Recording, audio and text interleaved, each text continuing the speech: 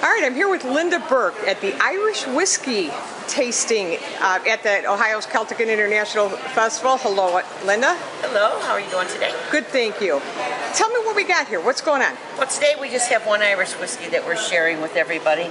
And as most of you probably know, Irish whiskey is aged in Kentucky bourbon barrels. And the difference in this whiskey here is it is aged in Kentucky bourbon barrels, but afterwards the Concannon winery sends over their wine barrels and it's put in wine barrels for another 4 months, and then it's blended with a couple other Irish whiskeys. It's made at the Cooley Distillery. And something you may not know is if you're looking for Irish whiskey, it has an EY in whiskey, and if you're looking at Scotch whiskey, there is no E in it. Oh, now All that's whiskey interesting. was originally spelled with just the Y, but making whiskey was a long process before, and sometimes they still do some pot stilling. But when the Scots invented a faster way to make whiskey, the Irish were sure it was not making a quality whiskey, so they put an E in whiskey so you'd know you were getting a better whiskey made in Ireland. And the distillers in the United States followed the same practice of putting an E in. So what makes Irish whiskey different than other whiskey? Well, it's the process is distilled, and they also make a distilling process and how many times they go through the process. I think most of Irish whiskey is done twice, and the Scots is done 3 times.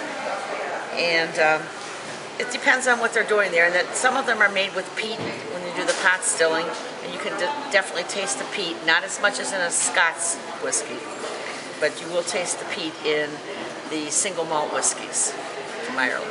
All right, now, you know, there's names we know. There's Jameson, there's Bushmill, there's Concannon.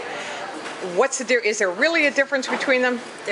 Just as anything you would buy in all the Scots, you know, when people are buying Scotch, there's a low price and high price. The Irish whiskeys are the same way.